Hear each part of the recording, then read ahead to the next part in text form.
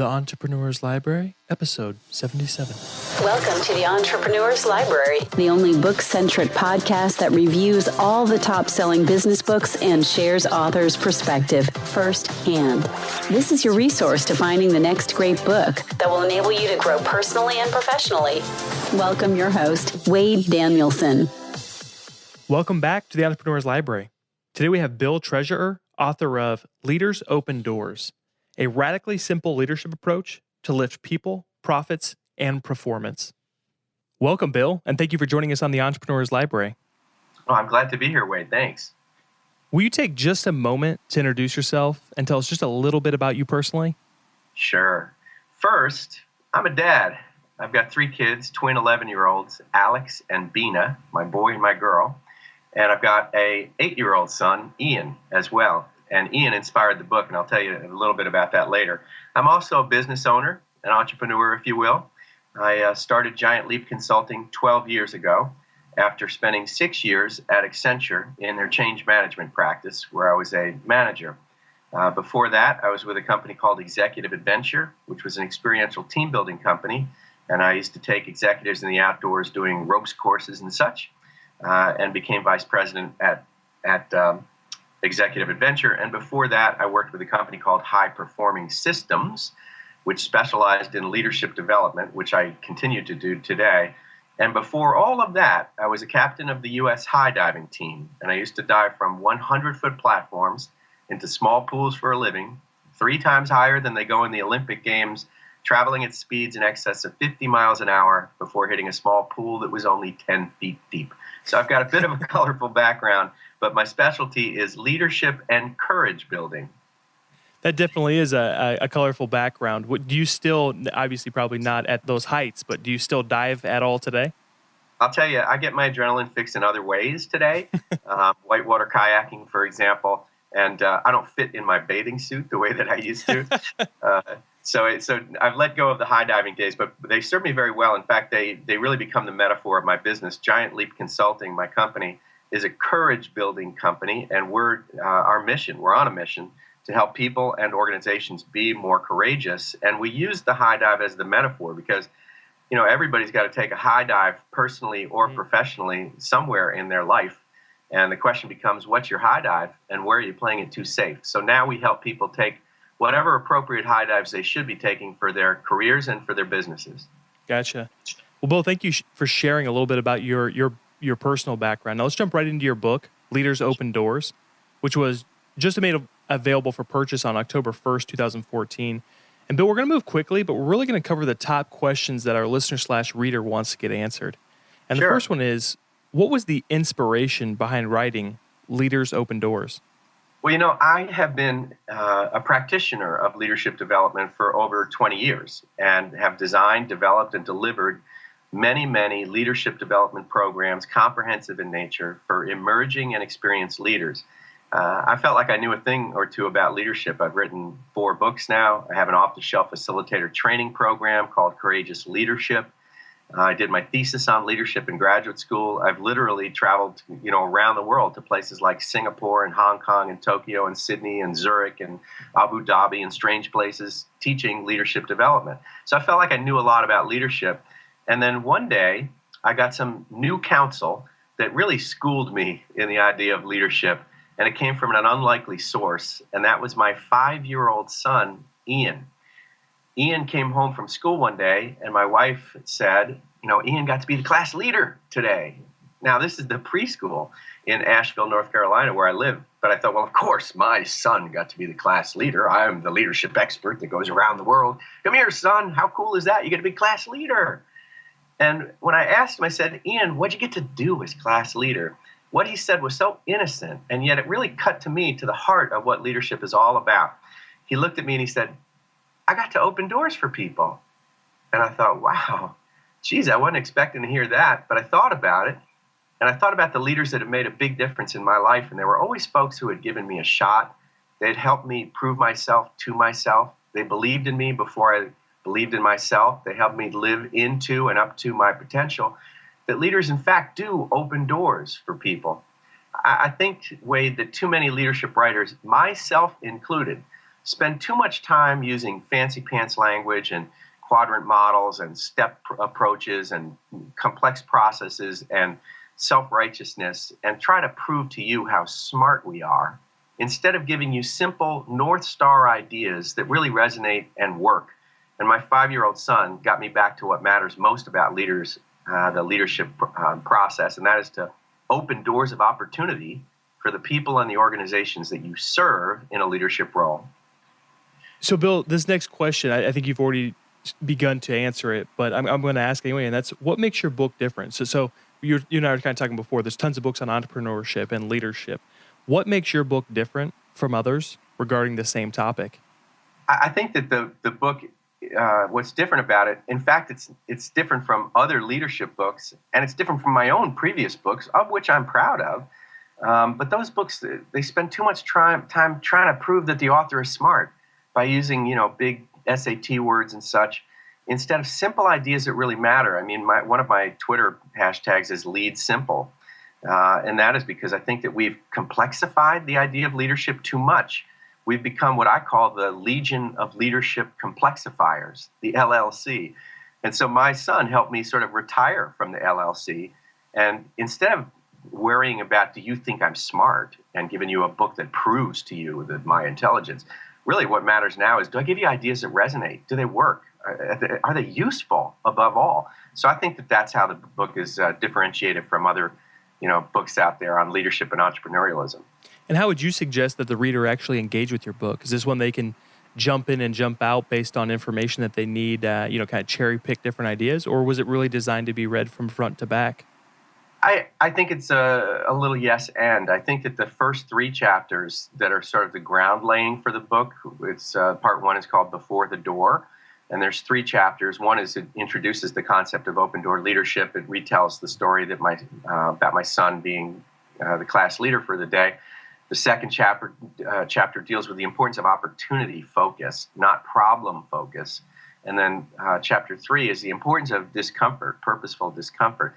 That's kind of ground laying. The rest of the book, I think you could cherry pick. You could sort of flop around and go to where you want to go. I do think that the book culminates, the last chapter, chapter 9, The Door to Your Open Heart. I think you have to sort of get there. I would continue to save that as the last chapter of the book, but the rest you can jump around. The beauty of the book is it doesn't just give you thoughts and insights and ideas and unique stories. At the end of each chapter, there's compelling questions to reflect on. There are sometimes continuums to situate yourself on, sort of an experiential activity, if you will. So it extends the value of every single chapter. It doesn't just sort of leave you hanging at the end of the chapter. It causes you to stitch the concepts back to your own work life so that you can then integrate them in all that you do at work. All right, Bill, this is my favorite part. So now that we know the background and the purpose behind the book, let's take a deep dive into the actual content. And really what I want to do is hand over the mic and allow you to just take the next 5 to 10 minutes and really roll through and tell us what your book is all about. Terrific. Well, I appreciate the opportunity.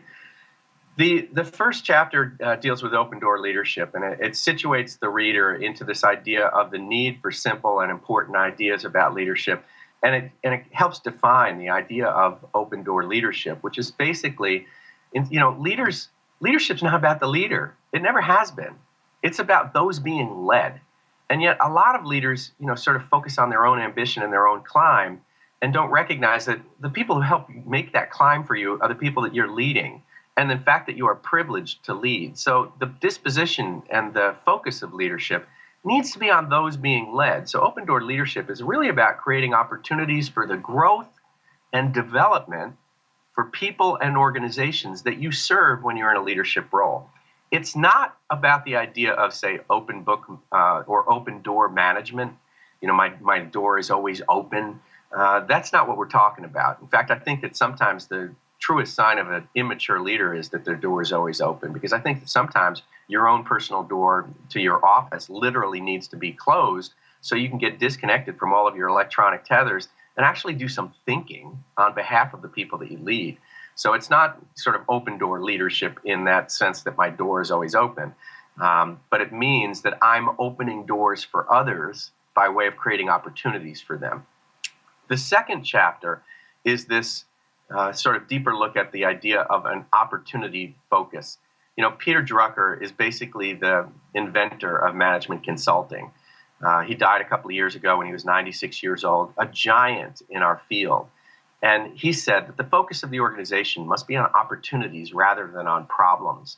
And yet so many people in the workplace pride themselves on being, quote, problem solvers, unquote. I met a woman the other day. She was talking about how one of the greatest things that she does each week is have a problem-solving meeting. And I kind of cringe when I hear the term, because what leaders really need to be is opportunity focus. People will move mountains for you if they know that in exchange for moving the mountain, there's something in it for them. They'll work really hard if there is a golden carrot at the end of the rainbow, to mix lots of metaphors. But the idea that, Benjamin Disraeli said that opportunity is more powerful even than conquerors and prophets. The idea that the immigrant story of most Americans, not all American, involves the intrepid soul who left the safe shores of their homeland in search of a better life. They were animated by, motivated by, and engaged by opportunity. So a leader really needs to be focused on opportunity. And this doesn't mean being Pollyannish. It doesn't mean being, glass half full kind of person. But it does mean that we're constantly striving for what can we do to make this company better? What can we make to make the treatment of the people here better? How can we make the world a better place? That's our opportunity. So it's the importance of an opportunity focus, not a problem focus. The third chapter is what we call purposeful discomfort. We seem to exist on this grand continuum in any situation that we're dealing with, in any big decision we're facing, on a continuum that ranges from safety-seeking behavior on the one hand to opportunity-seeking behavior on the other hand. And most of us are willing to go out on that continuum to some degree. And we call that area within which we're willing to go out and then we start to hesitate our comfort zone. And, we've all heard of the term comfort zone. But what this chapter 3, reinforces is that human beings and organizations don't grow in a zone of comfort. We grow, progress, and evolve in a zone of discomfort. It's essential to learning and leading. And if you're in a leadership role, you've got two responsibilities. The first is you got to be willing to get out there and do uncomfortable things yourself. You've got to be the first one to experience sweaty palms, where your body is telling you, I'm in a land that's not normal anymore because I've moved into discomfort. And if you're a leader, part of your job is to make people uncomfortable.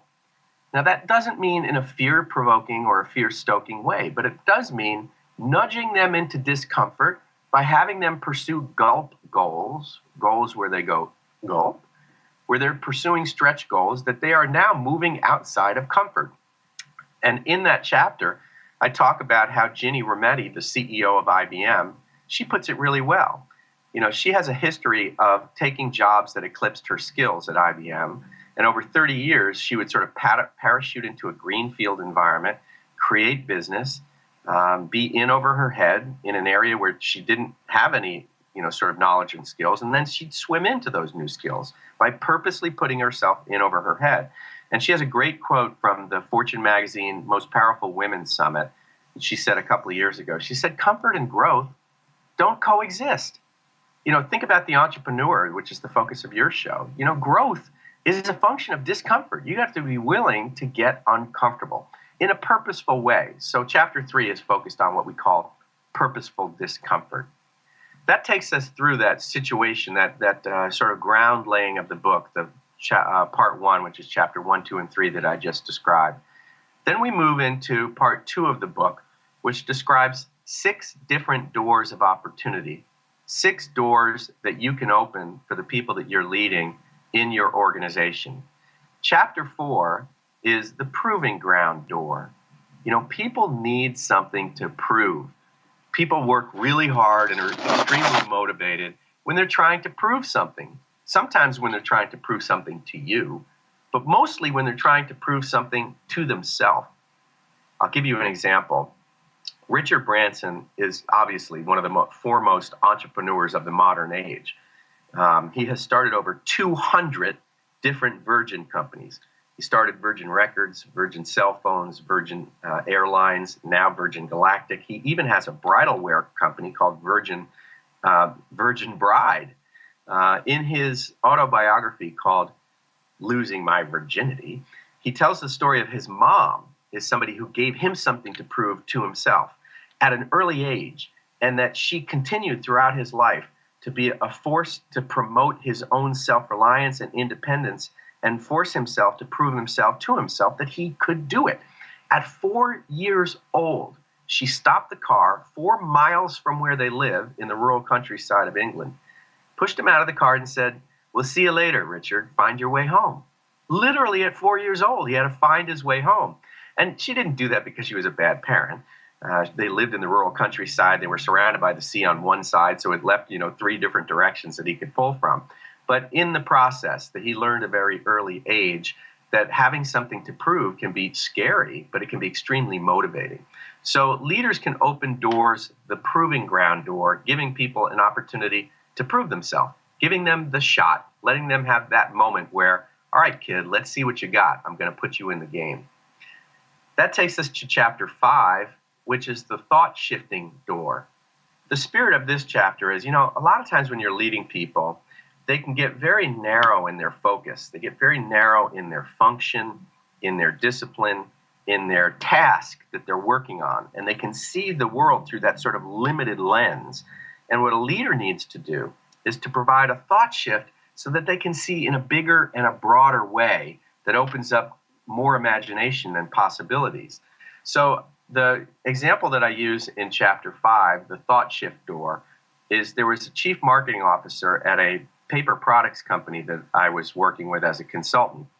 And he was really frustrated because, they had a commodity product that makes paper plates and napkins and paper cups and such. And believe me, you've heard of the company. It's like blank cups, right? And you can fill in the blank, but I won't tell you the name of the company. And so he was frustrated because anytime his salespeople, when they needed to increase market share, the only default idea that they would come up with is to discount. So, it was like Sunday coupons was the only way that they could think to move their commodity product. So he got frustrated with it. So the CMO, the chief marketing officer, one day, all the employees, he takes them outside, and there's a bus outside of this company's building, and they get in the bus. They don't know where they're going, and he takes them to a local park in Atlanta. And at the park, there are place settings on the ground. There is a big cookout going on. There's sizzling hot dogs on the cookout fire, hot dogs and hamburgers, a volleyball net, games of cornhole, etc. And there, among all of the things that are on the ground that they're getting ready to eat with, are the paper plates, napkins, and forks from this company, this commodity product. What he was doing was suggesting to them, look, we've got it in a bigger way. We don't just make commodity products. We make things that are in the heart of the family picnic. They're in the heart of the backyard picnic. They take the family experience, and we're integrated right there with them. So now let's think of some creative ideas. And so right there with flip charts, after they enjoyed the picnic, then they started brainstorming, how can we increase market share? The word discounting and couponing never came up. But what came up was, let's create a website where people can share summer recipes. Let's come up with a border for our plates that own the summer market, that have summer-related themes.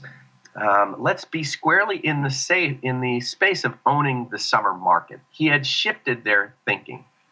So this idea of opening a thought shift door, and it can be really small. I had another CEO who was frustrated that his business group managers, who were all in charge of running major areas of the business, were acting like managers when they needed to act like leaders. They were running sometimes like $1 billion enterprise, and yet they were really into the line item details. So he shifted the name. The CEO said, maybe I'm getting what I'm asking for. I'm calling them business group managers, but really what I need them to be is business group leaders.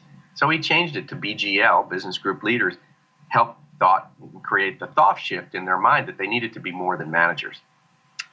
So then we go into chapter number 6, the door to a second chance. And the focus of chapter number 6 is the fact that People will make mistakes in the workplace. But if you want them to innovate, if you want them to experiment, if you want them to take risks, you have to have some tolerance for mistake making. You can't be overly focused on punishing them. The first question when a mistake is made should be, why did this go wrong and how do we prevent it from happening? And what can we extract to help the business? Versus the first question that so many people ask when a mistake is made is, who did this? Who caused this to happen? So this chapter, The Door to a Second Chance, is about the importance of leaders taking mistakes and turning them into learning opportunities so that you can extract lifelong lessons for the person who made the mistake and benefit the business. One of the stories that I tell is Sarah Blakely, who is the CEO of a company called Spanx. A couple of years ago, she was named by Forbes magazine as the youngest self-made female billionaire.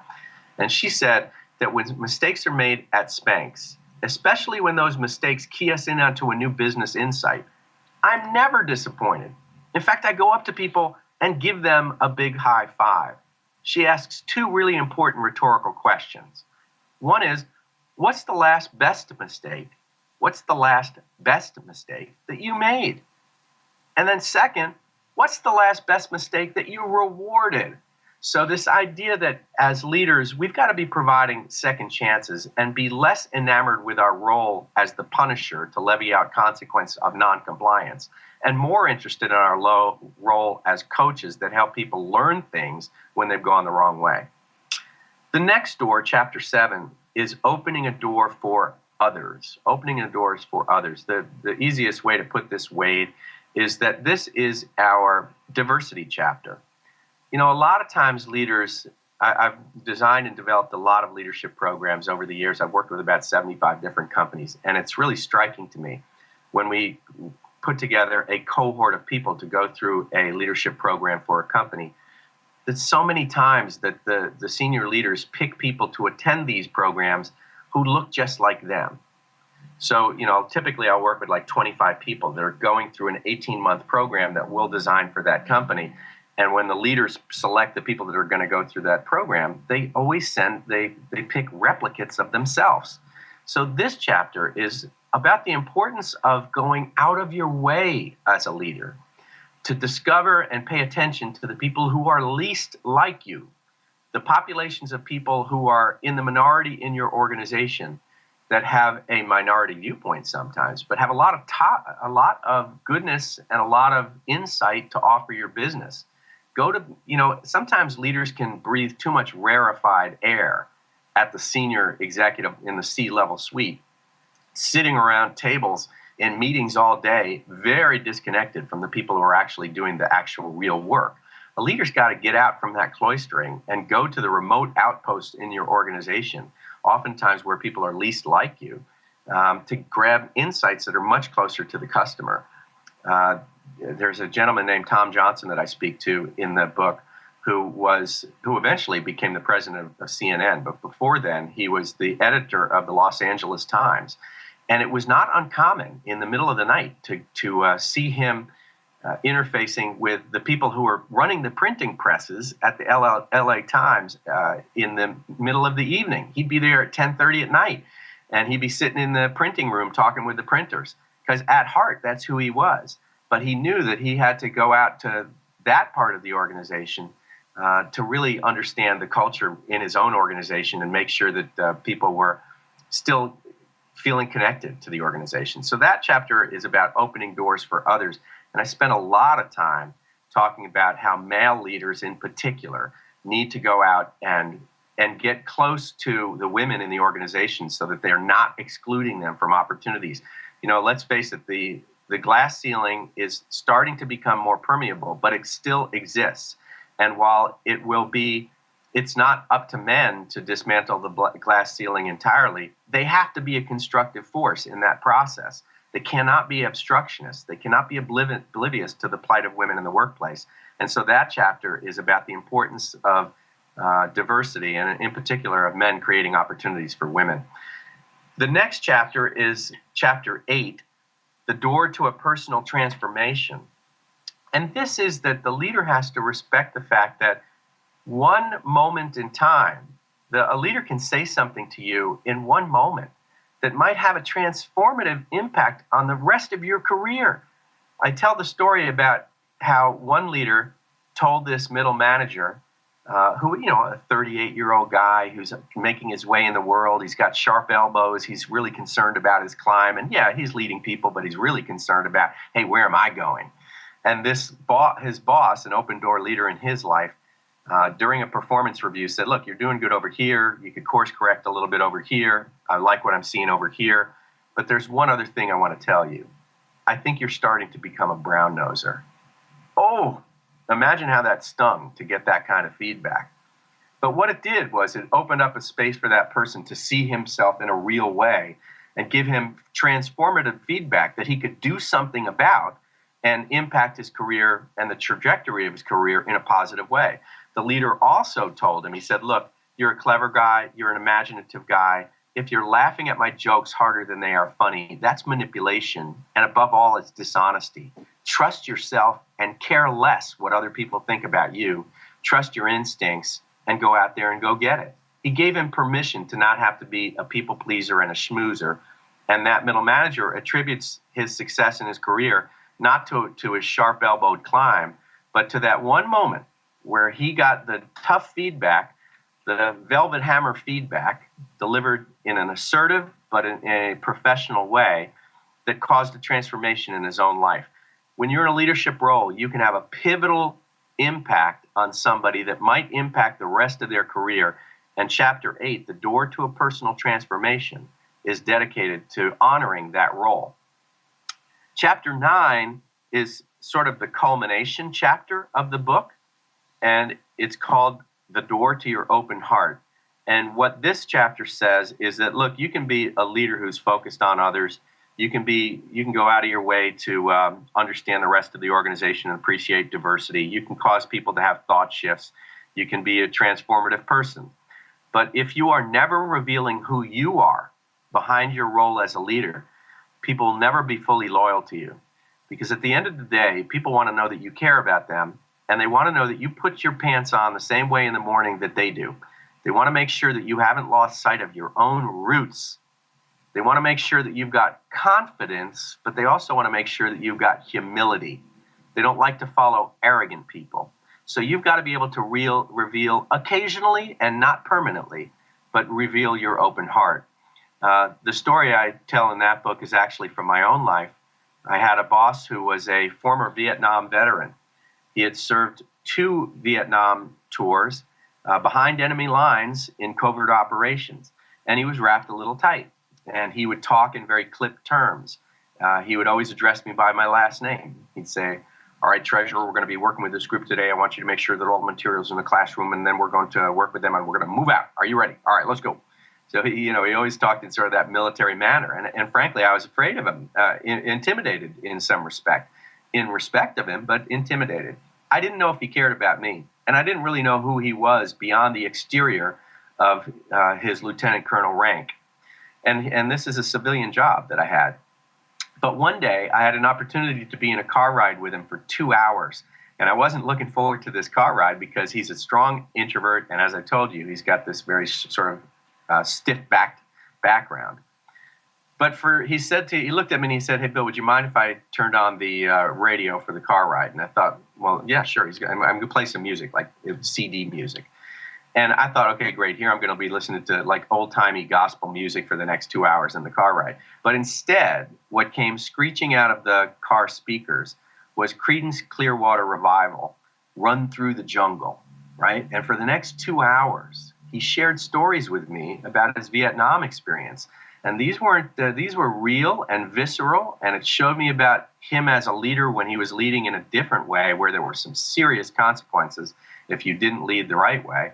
And what loyalty meant, what brotherhood meant, and how you got so close to people when you were in the thick of things with them that when they got shot or died, as they did, that 20 years later, when you're in a car ride sharing this story with Bill Treasurer, you're getting welled up with tears. So opening your heart, and suddenly what transformed in him revealing his open heart to me, in the same way for your listeners, Wade, is that when you reveal who you are to the people that work for you and when you're leading them, if you just occasionally show your own open heart and where you came from, it will change them. It won't just change you, it'll change them. They'll be more loyal to you, they'll be more tolerant of you, they'll take your direction more willingly, they'll embrace your ideas more fully when they know that deep down inside you're somebody who they can relate to just like them. So chapter 9 is the door to your open heart.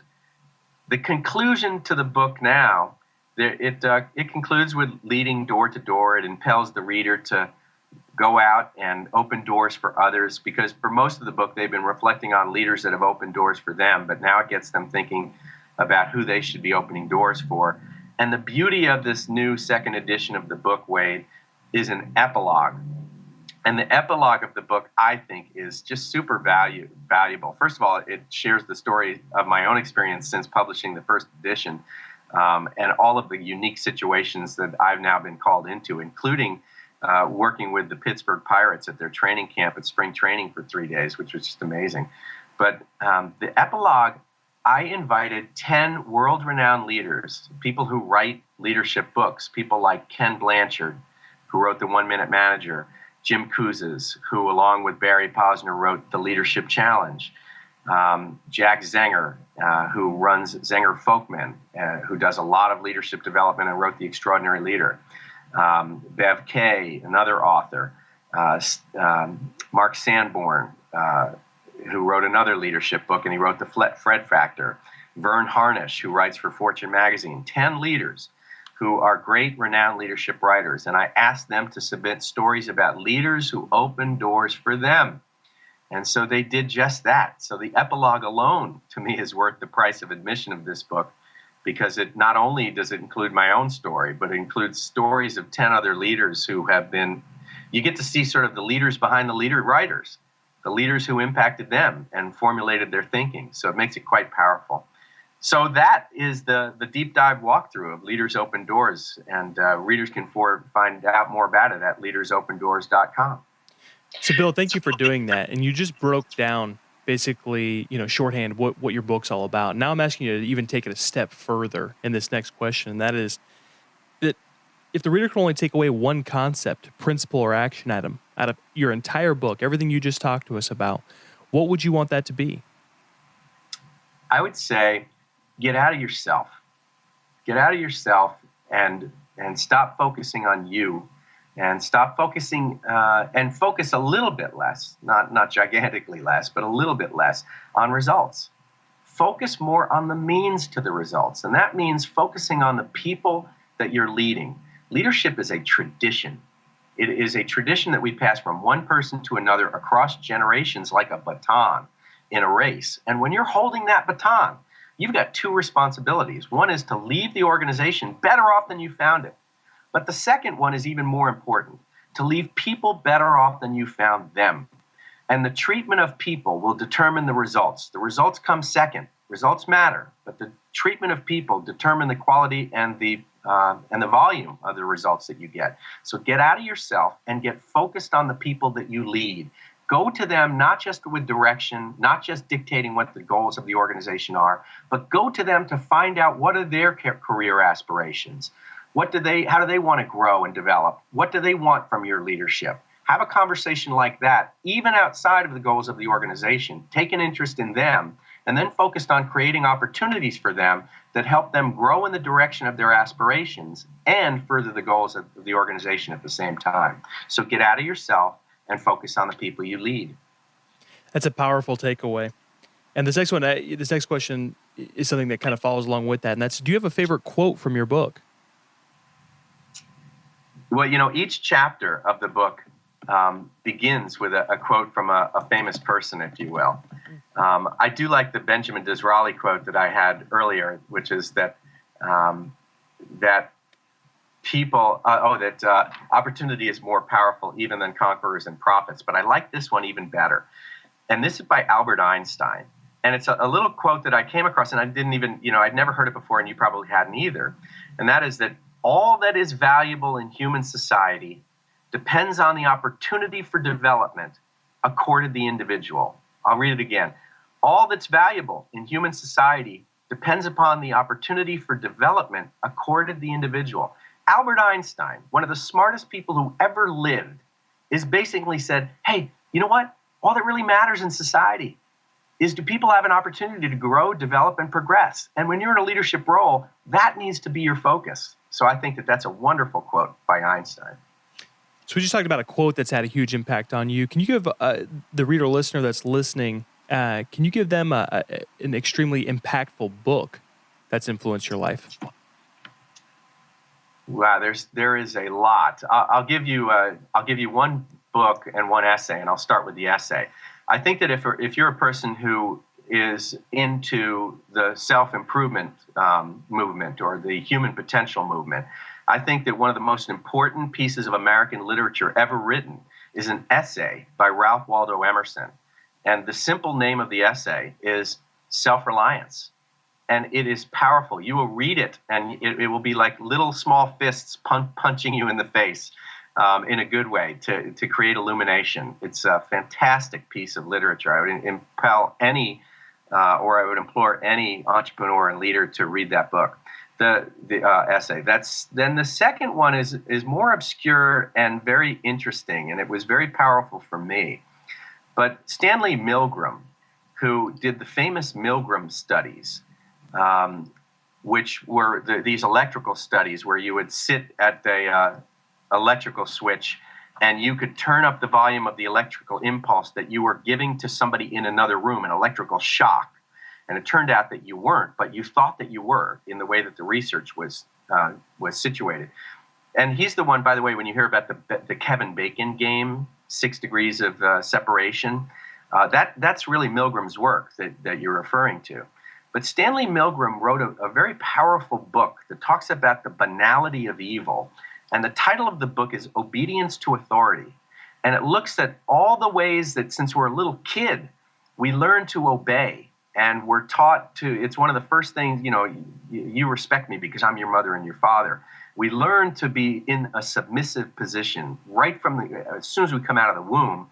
And that is useful to move society forward, but at some point in your life, it becomes very detrimental.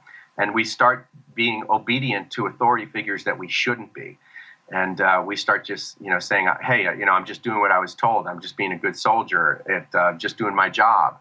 And that can lead us to putting trainloads of people and leading them into Auschwitz. So the book Obedience to Authority, if you're a person, when you're in a leadership role, you are in an authority position. And it has a lot of power just because your nameplate says leader. It's really important that a leader understands how that can be used for good, but how it can be used for ill effect as well. And Stanley Milgram's Obedience to Authority is massively interesting and important, in my opinion. Excellent. Thank you for both those recommendations. And Bill, before we depart, can you recommend the best way for our listeners to get more information on you and your book, Leaders Open Doors? Sure. I'll start with the book. The best way to get in touch with to find the book is go to leadersopendoors.com. And there's fun, shareable graphics out there that folks can download. You can also find me at any retailer and any online retailer. You can find me and my company, which is a courage-building company called Giant Leap Consulting. Just go to giantleapconsulting.com. You can also find it at couragebuilding.com. And you can find it at managerialcourage.com. If they'd like to get in touch with me, be treasurer at giantleapconsulting.com. Perfect. And Bill, thank you so much for coming on today and sharing your book on leadership with us. Wade, it's been my pleasure. And thanks so much for inviting me. It was a great opportunity. Thank you so much for listening in today. If you'd like to get your hands on Leaders Open Doors or any of the other resources mentioned by Bill, just look at the show notes at the elpodcast.com. Looking for your next book idea? Head over to the elpodcast.com, where Wade shares his amazing resource, the top 10 business books recommended by over 500 entrepreneurs, with you for free. That's the elpodcast.com. Till the next time, keep it on the EL.